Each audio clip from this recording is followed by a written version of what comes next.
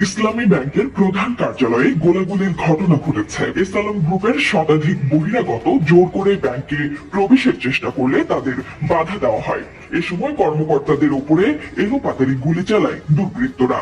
আজ রবিবার সকাল 10:15টার দিকে ইসলামী ব্যাংকের টাওয়ারের সামনে অবস্থান নেন কর্মকর্তারা। ইসলামী ব্যাংকের একাধিক কর্মকর্তা জানান, তারা জামানতবিহীন অনিয়ম করে লোন কেলেঙ্কারির প্রতিবাদ জানিয়ে বিক্ষোভ শুরু করেন। এ সময় আকস্মিকভাবে এসালম গ্রুপের হয়ে কাজ করা কয়েকজন কর্মকর্তা প্রায় শতাধিক লোক অস্ত্র নিয়ে প্রবেশের চেষ্টা করেন।